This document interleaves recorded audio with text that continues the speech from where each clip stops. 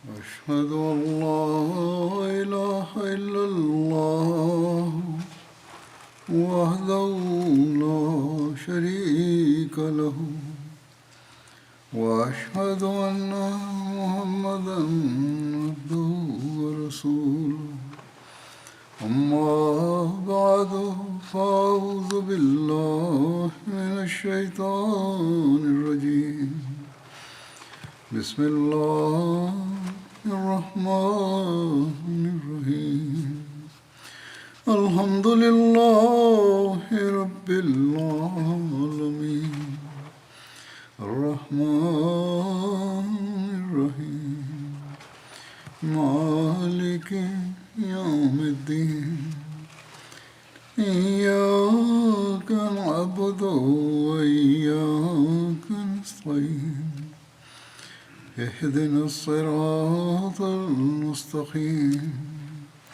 صراط الذين أنعمت عليهم غير المغضوب عليهم ولا الضالين.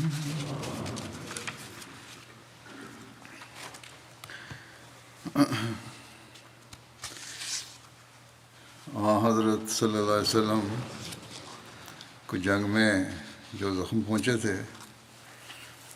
ان کی اس کی تفصیل میں بعض روایات اس طرح ہیں. حضرت ابن عباس کی روایت کے مطابق اس موقع پر نبی اکرم صلی اللہ علیہ وسلم نے فرمایا: اشتد غضب اللہ علی من قتلہ النبی فی سبیل اللہ. اشتد غضب اللہ علی قوم دموا وجہ نبی اللہ.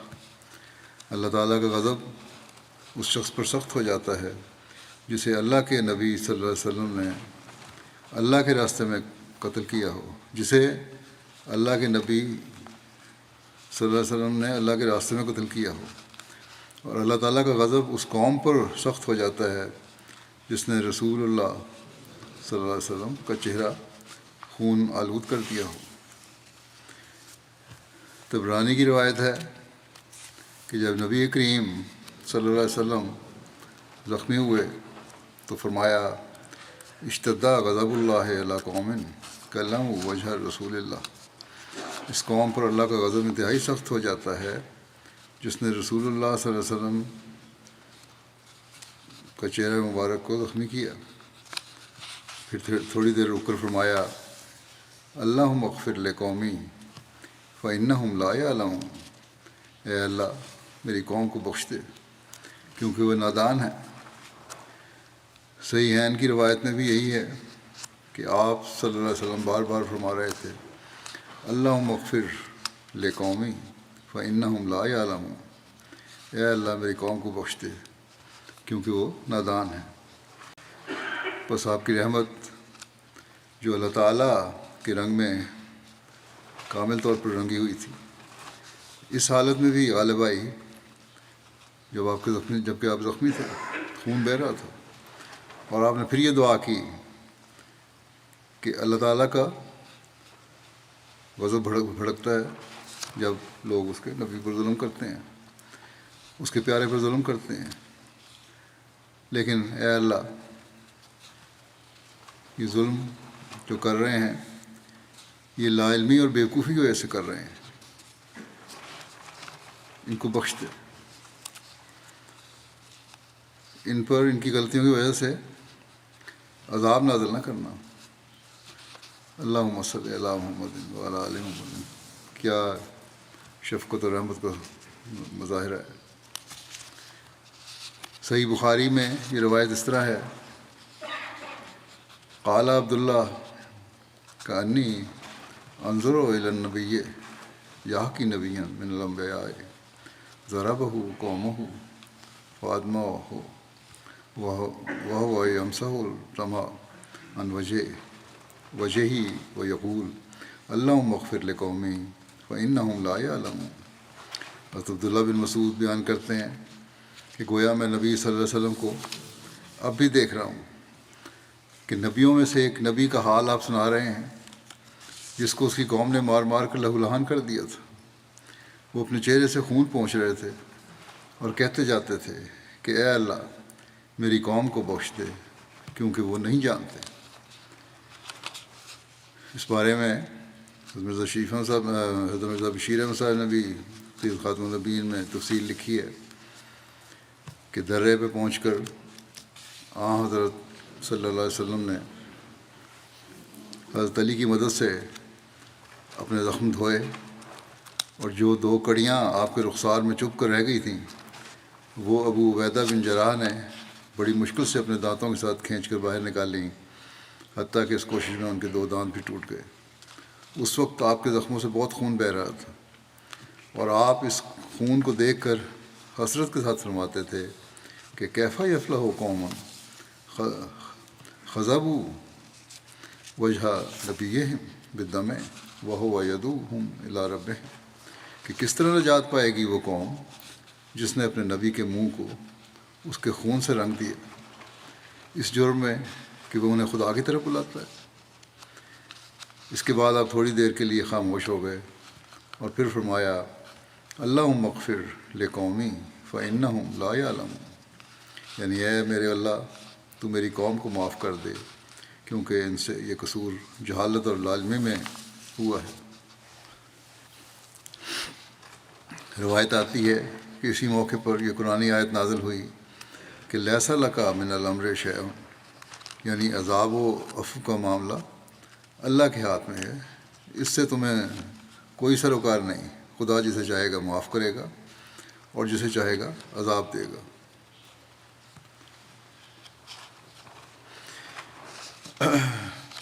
فاطمۃ الزہرا یہ لکھتے ہیں کہ فاطمۃ الزہرا جو حضرت صلی اللہ علیہ وسلم کے متعلق وحشت ناک خبر سن کر مدینہ سے نکل آئی تھیں، وہ بھی تھوڑی دیر کے بعد احد میں پہنچ گئیں اور آتے ہی آپ کے زخم کو دھونا شروع کر دیا، مگر خون کسی طرح بند ہونے میں نہیں آتا تھا۔ آخر حضرت فاطمہ نے چٹائی کا ایک ٹکڑا جلایا، اس کی خاک آپ کے زخم پر باندھی، تب جا کر کہیں خون تھما۔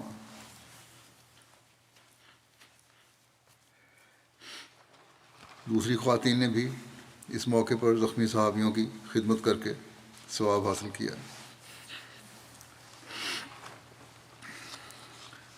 حضرت ثانی رضی اللہ عنہ اس واقعے کو اس طرح بیان فرماتے ہیں کہ غزوہ احد کے موقع پر ایک پتھر آپ کے خود پر آ لگا اور اس کی کیل آپ کے سر میں گھس گئے، اور اس کے کیل آپ کے سر میں گھس گئے۔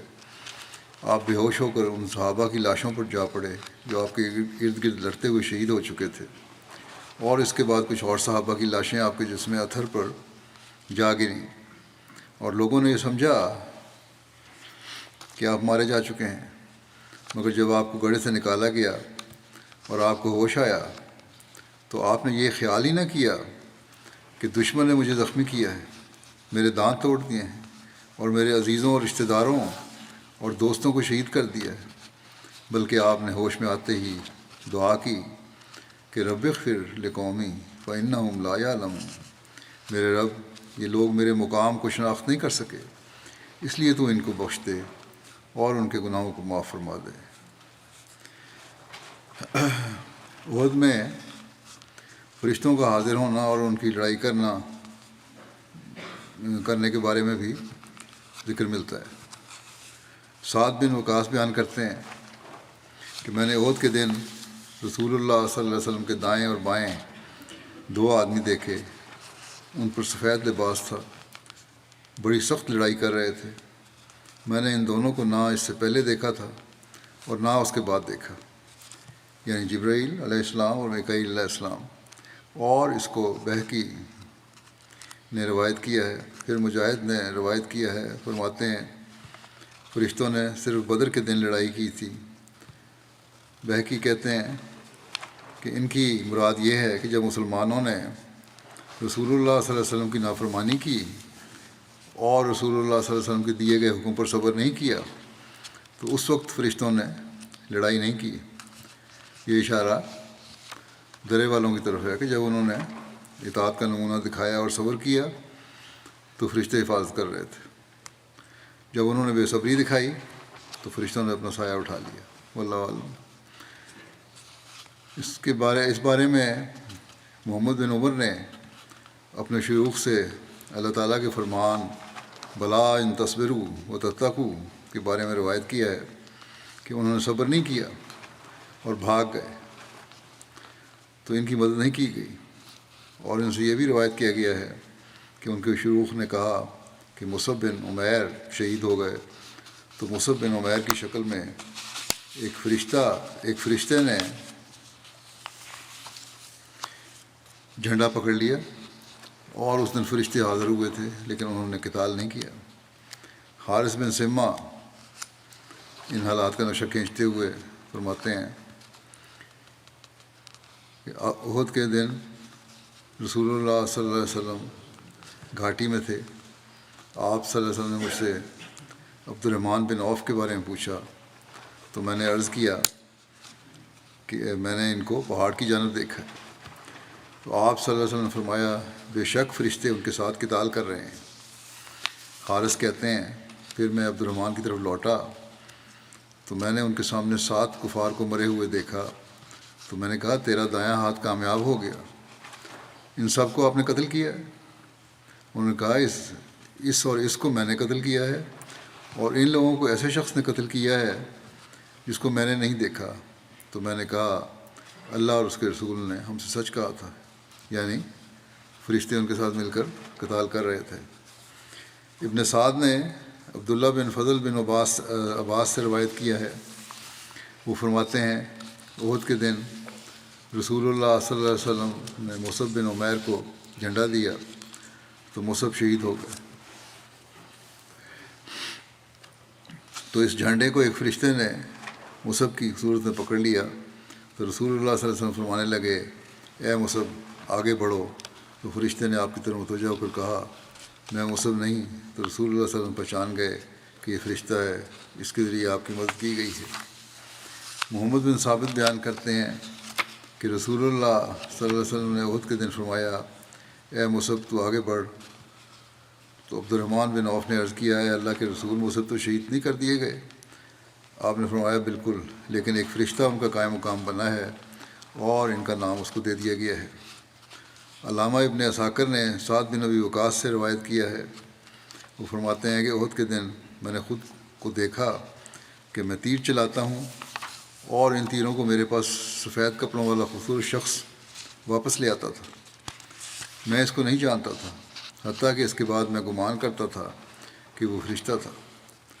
عمیر بن اسحاق سے روایت ہے کہ احد کے دن لوگ رسول اللہ صلی اللہ علیہ وسلم سے دور ہو گئے اور سعد آپ کے سامنے تیر اندازی کرتے رہے، اور ایک نوجوان ان کو تیر اٹھا کر دیتا، جب بھی تیر پھینکتے وہ اس کو اٹھا کر لے آتا۔ آپ نے فرمایا اے ابو اسحاق تیرا تیر چلا۔ جب جنگ سے فارغ ہوئے تو نوجوان کو کہیں آپ نے فرمایا اے ابو اسحاق تیر چلا۔ جب جنگ سے فارغ ہوئے تو نوجوان کو کہیں نہیں دیکھا اور نہ اس کو کوئی جانتا تھا۔ علامہ بہقی نے عروہ سے روایت کیا ہے کہ اللہ تعالیٰ کے فرمان وَلَقَدْ صَدَقَكُمُ اللَّهُ وعدہ کے بارے میں اللہ تعالیٰ نے ان سے صبر اور تقوی پر وعدہ کیا تھا کہ 5000 لگاتار فرشتوں کے ذریعے ان کی مدد کریں گے، اور اللہ تعالیٰ نے ایسا ہی کیا، لیکن جب انہوں نے رسول اللہ صلی اللہ علیہ وسلم کے حکم کی نافرمانی کی اور صفوں کو چھوڑ دیا، اور تیر اندازوں نے رسول اللہ صلی اللہ علیہ وسلم کی اس وصیت کو کہ اپنی جگہوں سے نہ ہٹنا کو چھوڑ دیا اور دنیا کا ارادہ کیا، تو ان سے فرشتوں کی مدد اٹھا لی، اور اللہ تعالیٰ نے یہ آیت نازل کی کہ وَلَقَدْ صَدَقَكُمُ اللَّهُ وَعْدَهُ إِذْ تَحُسُّونَهُم بِإِذْنِهِ، اور یقیناً اللہ نے تم سے اپنا وعدہ سچ کر دکھایا جب تم اس کے حکم سے ان کی بے حقی کر رہے تھے۔ تو اللہ تعالیٰ نے اپنا وعدہ سچ کر دکھایا اور ان کو فتح دکھائی، لیکن جب انہوں نے حکم عدولی کی تو ان کو آزمائش میں مبتلا کیا۔ اپنے خطبے میں حضرت مزید رابع نے بھی یہ واقعہ بیان کیا ہے کہ صحابہ رضی اللہ عنہم بیان کرتے ہیں کہ جنگ بدر میں جب فرشتے دیکھے گئے ان کے سروں پر سیاہ پگڑیاں تھیں اور ان کی ایک یونیفارم تھی۔ صحابہ نے جب ان فرشتوں کو مختلف حالتوں میں دیکھا تو اسی طرح سیاہ پگڑیاں انہوں نے پہنی ہوئی تھیں۔ جب روایتیں اکٹھی ہوئیں تو وہ تعجب میں پڑ گئے، مگر جیسا کہ حضور صلی اللہ علیہ وسلم نے مصومین کی تفصیل فرمائی تھی ویسا ہی مقدر تھا اور میں ہی ایسا ہوا۔ اسی طرح جنگ احد میں جو فرشتے دکھائی دیے ان کے سروں پر بطور نشان سرخ پگڑیاں تھیں۔ سرخ رنگ میں کچھ غم کا پیغام بھی تھا، کیونکہ جتنا دکھ صحابہ کو جنگ احد میں حضور صلی اللہ علیہ وسلم کے زخموں کی وجہ سے پہنچا، ویسا دکھ حضرت صلی اللہ علیہ وسلم کی ساری زندگی میں کبھی صحابہ کو نہیں پہنچا۔ ایک غم کے بعد دوسرے غم کی خبر ان کو ملی اور وہ غموں سے نڈال ہو گئے۔ بس اس غزوے میں فرشتوں کی علامت کے لیے بھی ایک ایسا رنگ چنا گیا جس میں غم اور خون اور دکھ کا پہلو شامل تھا، یعنی سرخ رنگ۔ صحابہ کی ثابت قدمی اور جانثاری کے واقعات بھی بہت ہیں، کس طرح انہوں نے حضرت صلی اللہ علیہ وسلم کی ساتھ کی حفاظت میں اپنی جانیں قربان کی۔ حضرت انس بن نضر انصاری کے بارے میں ذکر ملتا ہے۔ حضرت انس نے بیان کیا، میرے چچا حضرت انس بن نضر بدر کی لڑائی میں شریک نہیں ہو سکے تھے، تو انہوں نے عرض کیا، یا رسول اللہ صلی اللہ علیہ وسلم، میں پہلی جنگ میں غیر موجود تھا جو آپ نے مشرکوں سے لڑی۔ اگر اللہ نے مشرکوں سے جنگ میں مجھے شریک کیا تو پھر اللہ بھی ضرور دیکھ لے گا جو میں کروں گا۔ بس جب احد کا دن ہوا اور مسلمان میدان جنگ سے ہٹ گئے تو انہوں نے عرض کی، اے اللہ، جو انہوں نے کیا ہے میں تیرے حضور اس کی مدد کرتا ہوں۔ ان کی مراد ان کے ساتھی تھے، یعنی جو مسلمان تتر بتر ہو گئے تھے۔ اور پھر کہا کہ میں تیرے حضور برات کا اظہار کرتا ہوں اس سے جو انہوں نے کیا۔ ان کی مراد مشرکین سے تھی۔ پھر وہ آگے بڑھے تو حضرت سعد بن معاذ ان کو سامنے سے ملے۔ انہوں نے کہا، اے سعد بن معاذ،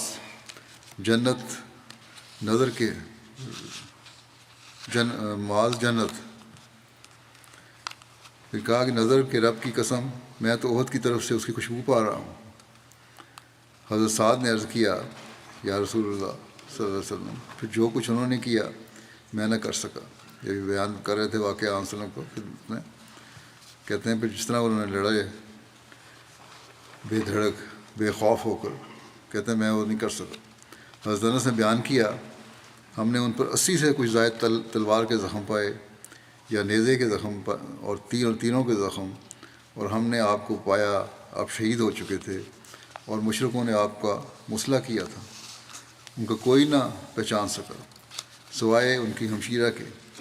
ان کی انگلی کے پورے سے حضرت انس نے ان کو پہچانا۔ انہوں نے حضرت انس نے بیان کیا، ہم سمجھتے تھے یا کہا یہ کہ ہم خیال کرتے تھے کہ آیت ان کے بارے میں اتری اور ان جیسے دوسروں کے بارے میں کہ من المؤمنین رجال صدقوا ما عاہدوا اللہ علیہ، ان مومنوں سے کچھ لوگ ایسے ہیں جنہوں نے اس وعدے کو جو انہوں نے اللہ سے کیا تھا سچا کر دکھایا۔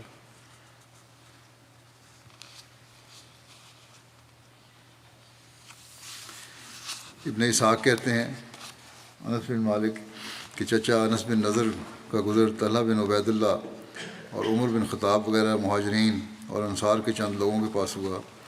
یہ لوگ بیٹھے ہوئے تھے۔ انس نے ان سے کہا، تم لوگ کیوں بیٹھے ہوئے ہو؟ انہوں نے کہا، رسول اللہ صلی اللہ علیہ وسلم تو قتل ہو گئے۔ انس نے کہا، پھر تم رسول اللہ صلی اللہ علیہ وسلم کے بعد زندہ رہ کر کیا کرو گے؟ جس طرح ان کا انتقال ہوا تم بھی اسی طرح مر جاؤ۔ پھر انس کفار کی طرف متوجہ ہوئے اور اس قدر لڑے کہ آخر شہید ہو گئے۔ انہی کے نام پر انس بن مالک کا نام رکھا گیا۔ انس بن مالک بیان کرتے ہیں، اس روز ہم نے انس بن نضر کو اس حال میں پایا کہ ان کے جسم پر 70 زخموں کے نشان تھے اور ان کی لاش کو کوئی نہ پہچان سکا سوائے ان کی بہن کے انہوں نے انگلیوں کے پوروں سے ان کو پہچانا۔ اس بارے میں حضرت مرزا بشیر احمد صاحب یوں لکھتے ہیں کہ اس وقت نہایت خطرناک لڑائی ہو رہی تھی اور مسلمانوں کے واسطے ایک سخت ابتلاء اور امتحان کا وقت تھا، اور حضرت صلی اللہ علیہ وسلم کی شہادت کی خبر سن کر بہت سے صحابہ ہمت ہار چکے تھے اور ہتھیار پھینک کر میدان سے ایک طرف ہو گئے تھے۔ انہی میں حضرت عمر بھی تھے۔ چنانچہ یہ لوگ اسی طرح میدان جنگ کے ایک طرف بیٹھے تھے کہ اوپر سے ایک صحابی انس بن نضر انصاری آ گئے اور ان کو دیکھ کر کہنے لگے، تم لوگ یہاں کیا کرتے ہو؟ انہوں نے جواب دیا، رسول اللہ صلی اللہ علیہ وسلم نے شہادت پائی، اب لڑنے سے کیا حاصل ہے؟ انس نے کہا کہ یہی تو لڑنے کا وقت ہے، تا جو موت رسول اللہ صلی اللہ علیہ وسلم نے پائی وہ ہمیں بھی نصیب ہو، اور پھر آپ صلی اللہ علیہ وسلم کے بعد زندگی کا کیا لطف ہے۔ پھر ان کے سامنے سعد بن معاذ آئے تو انہوں نے کہا، سعد، مجھے تو پہاڑی سے جنت کی خوشبو آ رہی ہے۔ یہ کہہ کر انس دشمنوں کی صفوں میں گھس گئے اور لڑتے لڑتے شہید ہوئے۔ جنگ کے بعد دیکھا گیا تو ان کے بدن پر 80 سے زیادہ زخم تھے اور کوئی پہچان نہ سکتا تھا یہ کس کی لاش ہے۔ آخر ان کی بہن نے ان کی انگلی دیکھ کر شناخت کیا۔ حضرت ابن ثانی نے بھی اس بارے میں بیان فرمایا ہے کہ حضرت انس کے چچا جب جنگ احد ہوئی وہ بھی اس لڑائی میں شامل ہوئے اور انہوں نے خوب داد شجاعت دی، خوب لڑے اور خوب محمد صلی اللہ علیہ وسلم کو کفار کے حملوں سے بچایا۔ آخر فتح ہوئی اور فتح کے بعد مسلمان دشمن کے قیدی بنانے اور اس کا مال و اسباب جمع کرنے میں مشغول ہو گئے۔ نادان دشمن اس کا نام لوٹ مار رکھتا ہے۔ مسلمان فرماتے ہیں کہ یہ جو جنگ ختم ہو گئی، مال غنیمت اکٹھا کر رہے تھے تو دشمن اس کا نام لوٹ مار رکھتا ہے، حالانکہ یہ لوٹ مار نہیں ہوتی بلکہ دشمن کو کمزور کرنے کا ایک ذریعہ ہوتا ہے۔ بہرحال انہوں نے سمجھا کہ اب میرا فرض پورا ہو گیا ہے۔ انہیں بھوک لگی ہوئی تھی اور چند کھجوریں ان کے پاس تھیں۔ وہ میدان جنگ سے کچھ پیچھے ہٹ کر فتح کی خوشی میں ٹہلنے لگ گئے اور کھجوریں کھانے لگے۔ کھجوریں کھاتے اور ٹہلتے ٹہلتے وہ ایک طرف آئے تو انہوں نے دیکھا کہ ایک پتھر ہے جس پر حضرت عمر بیٹھے ہوئے رو رہے ہیں۔ وہ ان کو دیکھ کر حیران ہو گئے کہ آج تو ہنسنے کا دن ہے، خوش ہونے کا دن ہے، مبارکبادیوں کا دن ہے، ایسے موقع پر یہ رو کیوں رہے ہیں؟ چنانچہ وہ حضرت عمر سے مخاطب ہوئے اور انہوں نے کہا کہ ارے میاں، آج تو خوشی کا دن ہے کہ اللہ تعالیٰ نے مسلمانوں کو فتح دی اور تم اس وقت رو رہے ہو۔ حضرت عمر نے کہا، شاید تمہیں پتہ نہیں کہ فتح کے بعد کیا ہوا۔ انہوں نے کہا، کیا ہوا؟ حضرت عمر نے کہا، دشمن کا لشکر پیچھے سے آیا اور اس نے دوبارہ حملہ کر دیا، جس کا نتیجہ یہ ہوا کہ اسلامی لشکر تتر بتر ہو گیا اور رسول کریم صلی اللہ علیہ وسلم شہید ہو گئے۔ اس انصاری نے کہا کہ عمر، تو پھر بھی یہ رونے کا کون سا مقام ہے؟ ایک کھجور ان کے ہاتھ میں رہ گئی تھی، وہ انہوں نے اسی وقت پھینک دی اور اسے کہا، یعنی کھجور کو مخاطب کر کے کہا کہ تیرے اور میرے خدا کے درمیان، اور حضرت عمر کچھ کہا ہوگا یا کھجور کو، بہرحال کہ تیرے اور میرے خدا کے درمیان سوائے اس ایک کھجور کے اور ہے کیا؟ پھر انہوں نے حضرت عمر کی طرف دیکھا اور کہا، عمر، اگر رسول کریم صلی اللہ علیہ وسلم شہید ہو گئے ہیں تو پھر اس دنیا میں ہمارا کیا کام ہے؟ پھر جہاں وہ گئے ہیں وہیں ہم بھی جائیں گے۔ یہ کہہ کر تلوار لی اور اکیلے ہی دشمن کے لشکر پر، جو ہزاروں کی تعداد میں تھا، حملہ آور ہو گئے۔ ایک آدمی کی ہزاروں کے مقابلے میں کیا حیثیت ہوتی ہے؟ چاروں طرف سے ان پر حملے شروع ہو گئے اور وہ وہیں شہید ہو گئے۔ جنگ کے بعد جب رسول کریم صلی اللہ علیہ وسلم نے ان کی لاش تلاش کروائی تو ان کے جسم کے 70 ٹکڑے ملے، بلکہ بعض روایات میں آتا ہے کہ ان کی لاش پہچانی نہیں جاتی تھی۔ آخر انگلی کے ایک نشان کے ذریعے ان کی ایک بہن نے یا کسی اور رشتہ دار نے ان کو شناخت کیا۔ پھر دوبارہ ایک جگہ اس واقعے کو یوں بیان فرمایا آپ نے کہ احد کی جنگ میں جب حضرت صلی اللہ علیہ وسلم کی شہادت کی خبر مشہور ہوئی تو انہوں نے، یعنی حضرت انس کے چچا نے، حضرت عمر کو ایک ٹیلے پر بیٹھے اور روتے ہوئے دیکھا۔ وہ دریافت کیا کہ عمر، رونے کی کیا بات ہے جبکہ مسلمانوں کو فتح ہو گئی ہے؟ حضرت عمر نے جواب دیا کہ تمہیں پتہ نہیں کہ رسول کریم صلی اللہ علیہ وسلم شہید ہو گئے ہیں؟ حضرت انس کے چچا نے جب یہ بات سنی تو اس وقت وہ کھجوریں کھا رہے تھے اور صرف ایک کھجور ہاتھ میں تھی، اسے اٹھا کر پھینک دیا اور کہا کہ میرے اور خدا کے درمیان اس کے سوا اور کون سی روک ہے؟ اور اپنے عشق کے لحاظ سے حضرت عمر کی طرف حقارت سے دیکھا اور کہا عمر جب حضرت صلی اللہ علیہ وسلم اگلے جہاں چلے گئے تو تم یہاں بیٹھے کیوں روتے ہو؟ جہاں آپ گئے وہیں ہم چلتے ہیں۔ اور اکیلے ہی دشمن کے 3,000 کے لشکر پر حملہ کر دیا۔ کفار بھی آپ کو شاید پاگل سمجھتے ہوں گے۔ آپ نے لڑتے لڑتے شہادت پائی، اور جب جنگ کے بعد آپ کی لاش تلاش کروائی گئی تو 70 ٹکڑے ملے، جوڑ جوڑ الگ ہو چکا تھا۔ ان کی شہادت کے واقعات کو مسلم موعود نے مختلف جگہوں پر تفصیل کے ساتھ بیان فرمایا ہے۔ بعض جگہ تفصیل سے زیادہ لمبی ہے، بعض جگہ کم۔ ایک جگہ آپ فرماتے ہیں کہ ایک حدیث میں آتا ہے کہ حضرت مالک بن انس ایک انصاری صحابی جو غلطی کی وجہ سے جنگ بدر میں شامل ہونے سے رہ گئے تھے، جب انہوں نے بدری صحابہ سے بدر کی جنگ کے کارنامے سنے تو جوش سے اٹھ کر ٹہلنے لگ گئے اور کہنے لگے یہ کیا بات ہے؟ جب مجھے موقع ملا تو میں بتاؤں گا کہ مومن کیسی قربانیاں کرتا ہے۔ چنانچہ احد کی لڑائی میں وہ شامل ہوئے، اور جب پیچھے کی طرف سے ایک دم حملہ کی وجہ سے مسلمانوں کے قدم اکھڑ گئے اور وہ میدان جنگ سے ہٹ کر کچھ فاصلے تک آ گئے اور رسول اکرم صلی اللہ علیہ وسلم اکیلے رہ گئے اور کفار کے پتھراؤ کی وجہ سے زخمی ہو کر دوسرے زخمیوں کے جسموں پر گر گئے، اور اتنے میں کچھ اور لوگ زخمی ہو کر آپ پر گر گئے، اور چند منٹ کے بعد لوگوں نے آپ کو غائب دیکھ کر سمجھ لیا کہ آپ صلی اللہ علیہ وسلم شہید ہو گئے ہیں، تو بعض لوگوں نے دوڑ کر مدینے میں جو احد کے قریب ہی تھا یہ مشہور کر دیا کہ رسول کریم صلی اللہ علیہ وسلم شہید ہو گئے ہیں۔ یہ خبر ان لوگوں پر بھی جو میدان جنگ سے صرف تھوڑے فاصلے پر پیچھے تھے بجلی کی طرح گری۔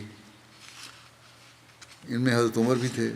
وہ ایک پتھر پر بیٹھے ہوئے رو رہے تھے کہ مالک بن انس جنہوں نے جنگ سے پہلے کھانا نہیں کھایا تھا 2-3 کھجوریں کھاتے ہوئے ان کے پاس سے گزرے، اور چونکہ وہ اس وقت میدان جنگ سے آئے ہوئے تھے جب مسلمان فاتح ہو چکے تھے اور کفار شکست کھا چکے تھے، اور حضرت عمر اس وقت میدان جنگ سے آئے تھے جبکہ پیچھے کی طرف سے دشمن نے دوبارہ حملہ کیا تھا اور رسول کریم صلی اللہ علیہ وسلم زخمی ہو کر گر گئے تھے، اور بعض صحابہ نے سمجھ لیا تھا کہ آپ شہید ہو گئے ہیں، اس لیے آپ رو رہے تھے، یعنی حضرت عمر رسول رو رہے تھے، اور مالک خوش تھے کہ ہم کو فتح نصیب ہو چکی ہے۔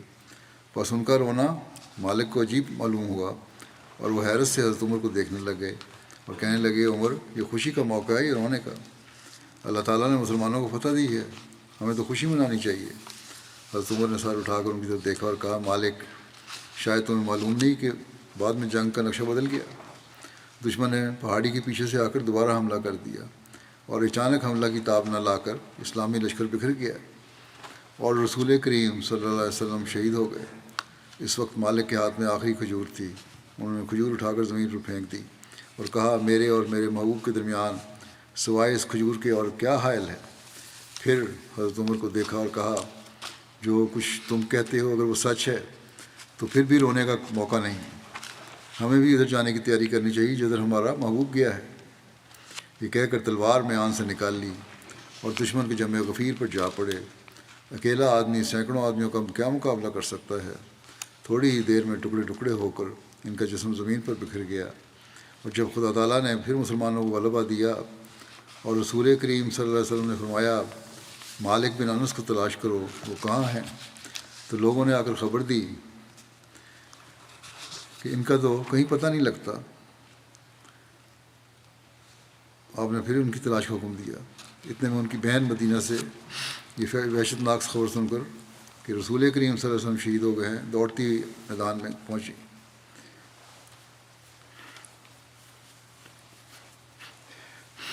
اور آخر ایک جگہ پر اس نے ایک لاش کے ٹکڑے دیکھے جن ٹکڑوں میں سے ایک انگلی کے ذریعے اس نے پہچان لیا کہ یہ میرے بھائی مالک کی لاش ہے، اور رسول کریم صلی اللہ علیہ وسلم کو خبر دی۔ یہ تھا صحابہ رسول کا عشق رسول۔ یہ ذکر چل رہا ہے ابھی، انشاءاللہ آئندہ بھی ہوگا۔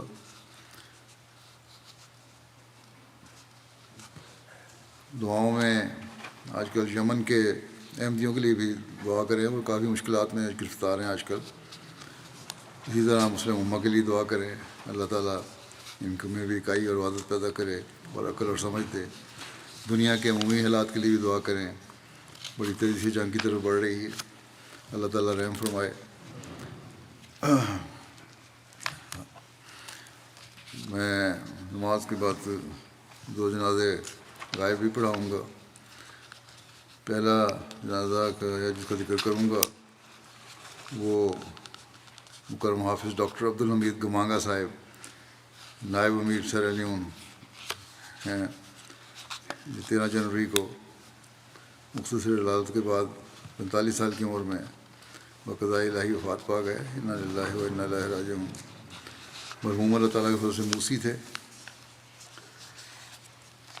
موسیٰ میوا صاحب امیر جماعت سیرا لیون لکھتے ہیں کہ ڈاکٹر گمانگا صاحب سیرا لیون میں سب سے زیادہ چندہ وصیت ادا کرنے والے تھے.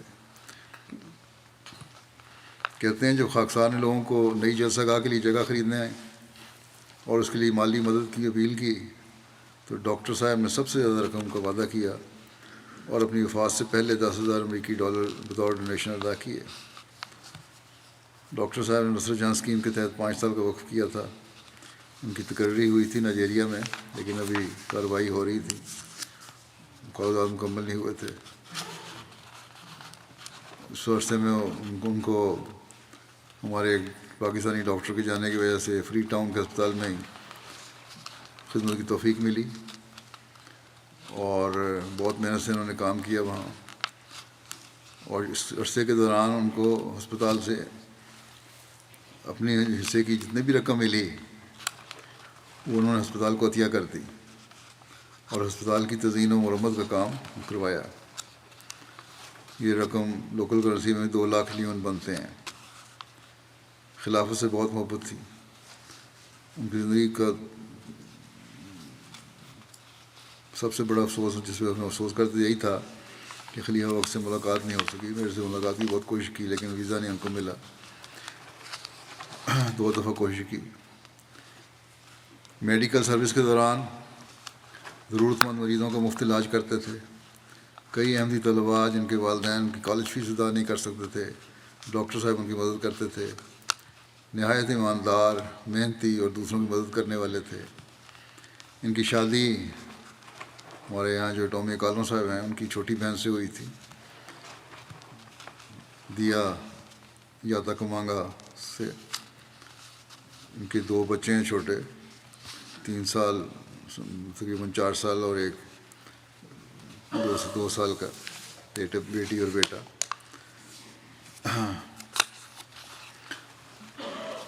وہاں کے مربی سعید الحسن شاہ کہتے ہیں کہ بہت سی خوبیوں کو مالک تھے جو میں ذاتی طور پہ جانتا ہوں. جب یہ نئے امیر بنے موسیٰ میوا صاحب تو ان کی ٹیم کے نمایاں شخصیت ڈاکٹر گمانگا صاحب تھے. کینیا میں گائنیکالوجسٹ کی اسپیشل ڈگری لے کر سیرا میں آئے تھے. ان کی ایک خوبی یہ تھی کہ انتھک محنت کرتے تھے. دن رات محنت کرتے اور بھول جاتے تھے کہ ان کی بیوی بچے بھی ان کا انتظار کر رہے ہوں گے. حافظ قرآن بھی تھے اور بہت خوبصورت آواز میں تلاوت کیا کرتے تھے. گزشتہ رمضان میں یہ کہتے ہیں کہ ہیڈ کوارٹر میں نماز تراویح بھی انہوں نے پڑھائی اور لوگوں نے خوب لطف اٹھایا. عاجزی بھی ڈاکٹر صاحب کا ایک نمایاں وصف تھا. ہمیشہ مسکراتے چہرے سے ملتے اور اپنی بیماری اور تکلیف کو چھپا کر رکھتے تھے.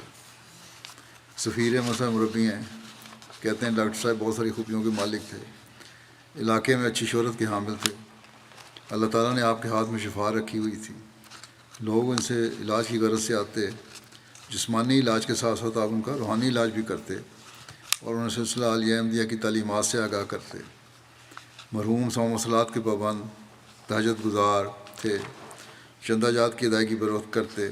جماعتی کاموں کے لیے اپنی دنیاوی کام ترک کر کے سلسلے کی آواز پر فوری لبیک کہتے. جماعتی عہدیداران اور مربیان کا بہت احترام کرتے. نماز جمعہ کا خاص اہتمام کیا کرتے تھے اور تمام مصروفیات چھوڑ کر پورٹ لوکو کی مسجد میں جمعہ کی ادائیگی کے لیے آتے.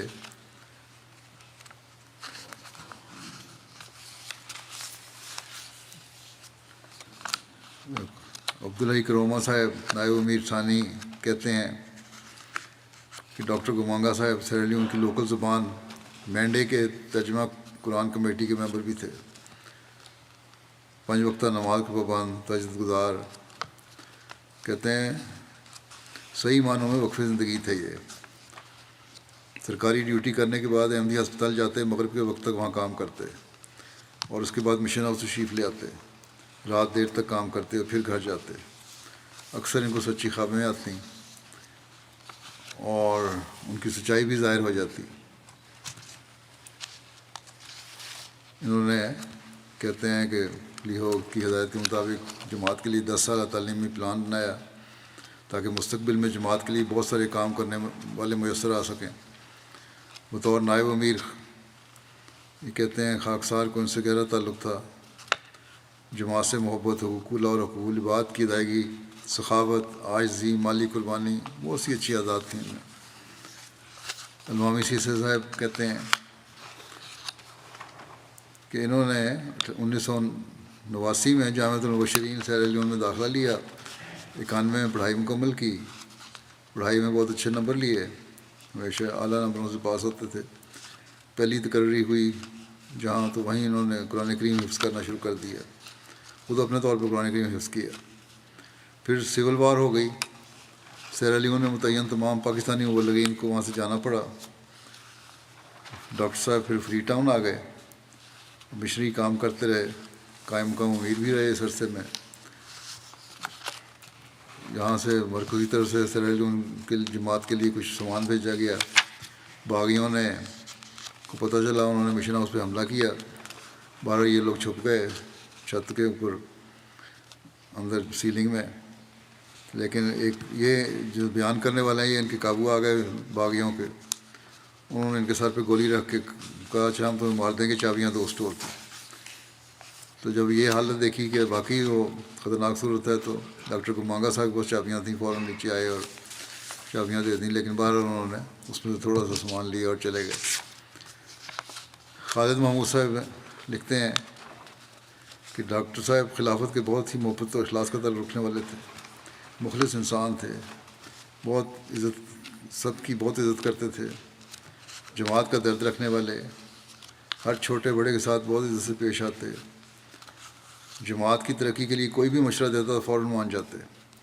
کہتے کہ جماعت میں ایسے مخلص ہونے چاہیے جو ہر پل جماعت کی ترقی کی کوشش میں لگے رہیں۔ اور پھر کہتے ہیں کہ بہت کم ایسے انسان دیکھے ہیں جو غلط کو غلط اور صحیح کو صحیح کہنے والے ہوں۔ ڈاکٹر صاحب ایک نڈر اور بہادر انسان تھے، خوب بات کرنے کا انداز بڑا خوبصورت تھا، نرم لہجے میں ہر کسی سے بات کرتے، سب کام چھوڑ کر نماز کی ادائیگی کرتے، کوئی سخت بات بھی کرتا تو بہت نرم لہجے میں جواب دیتے، اور ساتھ یہ بھی کہتے کہ احمدی کو ایسے سخت انداز میں بات نہیں کرنی چاہیے۔ لجنہ امام اللہ یو کے سیرا لیون میں اپنا ایک میٹرنٹی ہاسپٹل بنا رہی ہے، بہت بڑا پروجیکٹ ہے اللہ کے فضل سے۔ سابق صدر لجنہ ڈاکٹر فریہ گئی تھی دیکھنے کے لیے، وہ کہتی ہیں کہ میں نے دیکھا کہ انتہائی نافع و ناس وجود تھے۔ جب لجنہ کا میٹرنٹی ہسپتال دیکھنے گئی تو ڈاکٹر صاحب سے ملاقات ہوئی، لجنہ کے ہسپتال کے سلسلے میں بہت قیمتی مشوروں سے نوازا۔ اس کے بعد اپنے گورنمنٹ ہسپتال کا ٹور کروایا۔ خدمت انسانیت کے جذبے نے ان کی بہت مجھے متاثر کیا۔ باوجود نامساعد حالات کے مریضوں کے لامتناہی سلسلہ کے بے شمار مریض ان کے پاس آتے تھے، لیکن شکل پر سوائے مسکراہٹ اور ہمدردی کے کچھ نہیں ہوتا تھا۔ عجیب لگن تھی کہ میں نے اپنے غریب ملک کے غریب شہریوں کی مدد کرنی ہے، اور بہرحال یہ ان کا خیال تھا کہ جب میٹرنٹی ہاسپٹل جب بن جائے گا تو یہ وہاں ان کو لگایا جائے گا، اور اللہ تعالیٰ کے اپنے کام ہوتے ہیں۔ ان کی اہلیہ کہتی ہیں قادی آتا کہ میرے خاوند ایک نیک انسان تھے جو جماعت کے مخلص اور فدائی احمدی تھے، ہمیشہ جماعت کو اپنے ذاتی معاملات پر ترجیح دیتے۔ سینیگال جانے سے قبل علاج کے لیے سینیگال گئے تھے تو انہوں نے مجھے کہا کہ ہمارا ایمان اور اللہ تعالیٰ پر توکل ہے، اور یہی سب کچھ ہمارا ہے، اس لیے جو کچھ بھی ہو تو انہیں پریشان نہیں ہونا۔ اپنے مریضوں کا کہتی ہیں کہ مریضوں کا اور خاص طور پر احمدیوں کا مفت علاج کرتے، بہت خیال رکھتے، اور بہت ساری خوبیوں کو کہتی ہیں میری خاوند کی وفات کے بعد مجھے پتہ لگا، لوگوں نے بتایا۔ کہتے ہیں میں گواہی دیتی ہوں کہ 5 وقتہ نماز باقاعدگی ادا کرنے والے، تہجد گزار اور بلا ناغہ اپنی وصیت کا جو بھی آمد ہوتی تھی حساب کر کے چندہ ادا کرنے والے تھے. ہر سال رمضان کے مہینے میں قرآن کریم کا ایک دور کم از کم مکمل کرتے اور مجھے بھی اس کی تلقین کیا کرتے تھے. بہت اچھے خامد باپ سے اور ہمیں خوش رکھنے والے تھے. اللہ تعالیٰ مرحوم سے رحمت و مغفرت کا سلوک فرمائے, نجات مند فرمائے. ان کے بچوں کو کبھی حافظ و ناصر ہو بیوی بچوں کا. دوسرا ذکر ہے طاہرہ نذیر بیگم صاحبہ, جو طاہرہ رشید الدین کہلاتی ہوں, چودھری رشید الدین صاحب ربی سلسلہ کی اہلیہ. یہ بھی گزشتہ دنوں ان کی وفات ہوئی ہے. انا للہ و انا الیہ راجعون. اللہ تعالیٰ کے فضل سے موسیہ تھیں. ان کے خاندان میں احمدیت کا نفوذ ان کے دادا حضرت چودھری غلام حسین صاحب کے ذریعے ہوا تھا. اسی طرح ان کے نانا حضرت چودھری غلام حیدر صاحب دھاری وال بھی حضرت مسیح موعود علیہ السلام کے صحابی تھے.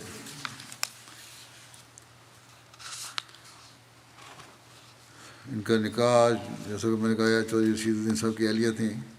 دسمبر 58 میں ان کا نکاح مولانا جلال الدین صاحب شمس نے حضرت مسلم موعود رضی اللہ عنہ کی موجودگی میں پڑھا تھا. انہوں نے دعا کرائی تھی حضرت مسلم موعود نے.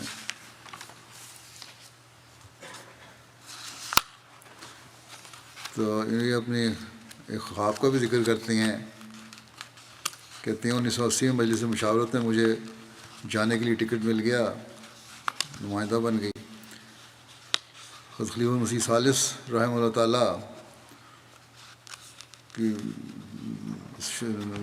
مشاورت میں شامل تھے. مجلس میں صحابہ پر یہ بحث ہو رہی تھی کہ کون صحابی میں شامل ہو اور کون نہیں عمر کے لحاظ سے. کہتی ہیں گھر آ کے میں نے بڑی حسرت سے کہا کہ اللہ میاں, کبھی میں بھی اس وقت ہوتی تو میں بھی صحابیات میں شامل ہوتی. کہتی ہیں اس دوران میں نے خواب دیکھا اور حضرت مسیح موعود علیہ السلام کی زیارت ہوئی. حضور پر نور میرے گھر میں دائیں کروٹ پر لیٹے ہوئے ہیں. میں سرحانے کی طرف جا کر کھڑی ہو جاتی ہوں.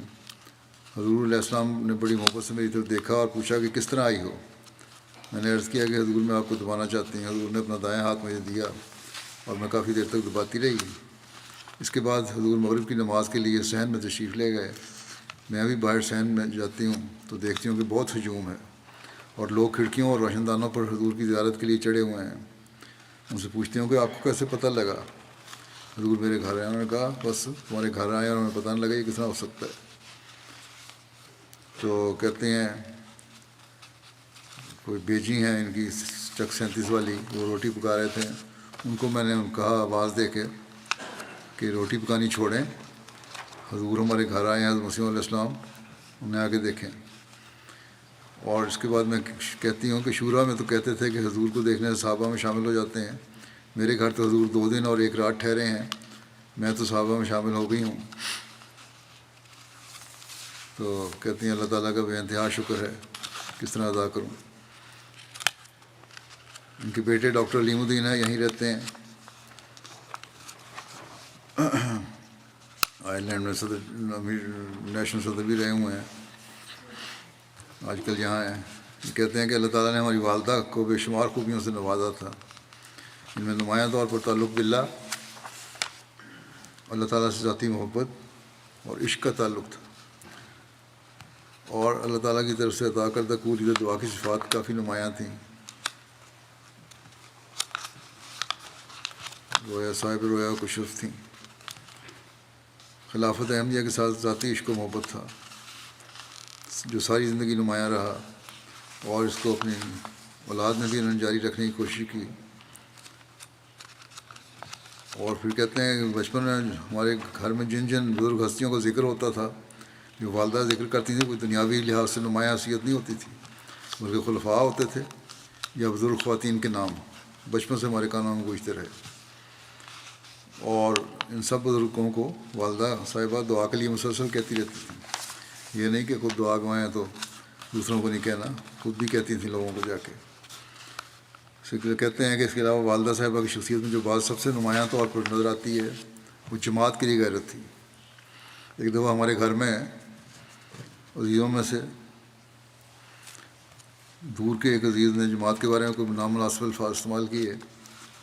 عام طور پہ لوگ چپ ہو جاتے ہیں باتیں سن کے, لیکن والدہ صاحب نے فوراً سخت جواب دیا. پہلے ان کو روکا، پھر اس کی تصحیح کی، اور خاندان میں بڑا مشہور تھا کہ کسی بھی عزیز سے لڑائی بھی مول لے لیں گی لیکن جماعت کی غیرت پر آنچ نہیں آنے دیں گی۔ ان کے خاوند تو رشید الدین صاحب 2 مرتبہ تبلیغ کی غرض سے وقف کے مربی تھے، افریقہ گئے، یہ پاکستان میں رہیں اور پوری تربیت کی طرف اپنے بچوں کی کوشش کرتی رہیں۔ کہتے ہیں کہ ہمیں یاد ہے کہ ہم لڑکے جو تھے، ہم بھائیوں کی ذاتی دوستوں کا بھی ان کو پتہ ہوتا تھا کہ کون لوگ ہیں، کیسے لڑکے ہیں، اور ہمیشہ یہ کہتی تھیں کہ محلے کے نیک اور اچھے پڑھنے لکھنے والے لڑکے سے دوستی ہونی چاہیے، اور ایرے گیرے سے نہیں۔ پھر کہتے ہیں ایک بات جس کا میں نے مشاہدہ کیا، اکثر آپ کی دوستی ان خواتین سے ہوتی تھی جن کا اللہ تعالیٰ سے محبت کا تعلق ہوتا تھا، اور خود فرمایا کرتی تھیں کہ دنیا داروں کی مجلس میں مجھے مزہ نہیں آتا، بلکہ ایسے لوگوں کی معیت میں مزہ آتا ہے جو سادہ ہوں اور دین سے دلچسپی رکھتے ہوں۔ ان کی بیٹی زبدہ صاحبہ کہتی ہیں، دونوں بیٹیاں بلکہ آفتہ اور زبدہ، کہ ہم نے جب سے ہوش سنبھالا امی کو نہایت عبادت گزار، دعا گو، ملنسار اور خوش اخلاق پایا۔ عبادت بہت خوشبو سے کرتی، نوافل اور تہجد شوق سے ادا کرتی۔ جب کوئی مسئلہ درپیش ہوتا تو اپنے کمرے میں بند کر کے کتنی دیر تک سجدہ ریز رہتی، اور وقف زندگی میں تنگ دستی وغیرہ کے بھی حالات بعض دفعہ آئے، لیکن بڑے صبر اور حوصلے اور جافشانی سے اللہ پہ توکل کرتے ہوئے ان کو برداشت کیا اور اللہ سے مانگتی رہیں۔ حج پر جانے کی بھی ان کو سعادت حاصل ہوئی، اللہ تعالیٰ نے یہ خواہش بھی ان کی پوری کی۔ 11 اعتکاف کیے انہوں نے۔ خاص طور پر لوگ جو آنے والے تھے کہتی ہیں یہ لڑکیاں ان کی، کہ عورتوں نے ان کی شفقت، خوش اخلاقی اور ملنساری کا ذکر کیا۔ دینی کتب خاص طور پر پڑھتی تھیں، اور خاص طور پر سیرت کی کتابیں بہت شوق سے پڑھا کرتی تھیں۔ جمعہ کے دن عبادت کا خاص اہتمام کرتیں، کئی گھنٹے پہلے مسجد میں چلی جاتیں، نوافل ادا کرتیں۔ ان کے ایک بیٹے سلیم الدین صاحب جو ہیں مربی ہیں اور ربا میں ناظر امورہ میں آج کل، وہ کہتے ہیں کہ والدہ وقف زندگی کی اہلیت تھیں، اور نکاح جیسا کہ میں نے بتایا کہ جلال الدین شمس نے پڑھا اور حضرت مسلم اور دعا کری۔ اس کا بھی واقعہ انہوں نے والد صاحب نے ان کو بتایا کہ ان کے والد کا یعنی طاہرہ صاحبہ کے خامد کا نکاح کہیں اور ہو رہا تھا، اور سب تیاریاں مکمل تھیں۔ مولانا عبدالطاف صاحب جلندری نے یہ نکاح پڑھانا تھا مسجد نصرت ربا میں، سب لوگ آئے ہوئے تھے، لیکن حضرت مولانا عبدالطاف جلندری صاحب نے سب کا نکاح تو پڑھا دیا لیکن ان کا نہیں پڑھایا، اور کہا کہ تم واقف زندگی ہو، تمہارا حضرت مسلم رضی اللہ عنہ پڑھائیں گے یا ان کی موجودگی میں ہوگا۔ تو بہرحال کچھ ہوا یوں کہ کچھ عرصے بعد اس جہاں رشتہ ہوا تھا اور نکاح ہونا تھا وہ وہاں سے انکار ہو گیا لڑکی والوں کی طرف سے، اور پھر ان کا نکاح طاہرہ صاحبہ سے ہوا، اور بڑا بابرکت ہوا یہ شادی۔ چندوں میں بڑی باقاعدہ تھیں۔ کینیڈا کی سیکرٹری مال نے لکھا ان کو کہ کہتی میں نے خواب میں دیکھا کہ رجسٹر کھول کے چندے کا حساب کر رہی ہوں، اسی دوران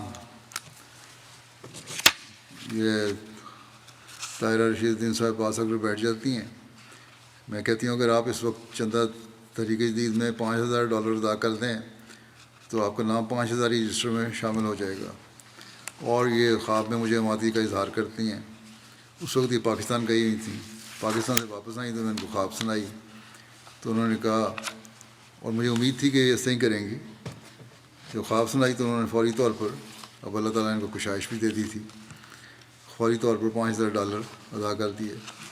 اللہ تعالیٰ ان سے مغفرت اور رحم سلوک فرمائے، ان کے بچوں کو بھی ان کی نیکیاں جاری رکھنے کی توفیق عطا فرمائے۔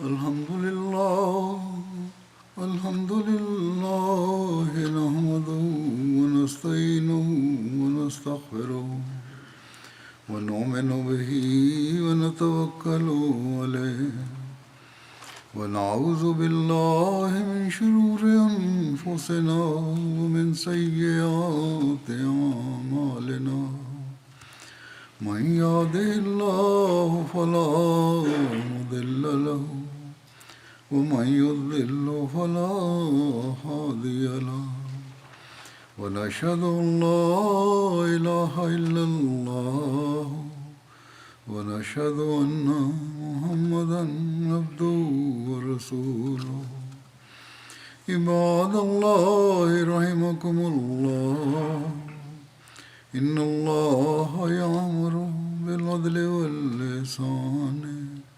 وإيتاء ذي القربى وينهى عن الفحشاء والمنكر والبغي يعظكم لعلكم تذكرون اذكروا الله يذكركم وادعوه يستجب لكم ولذكر الله أكبر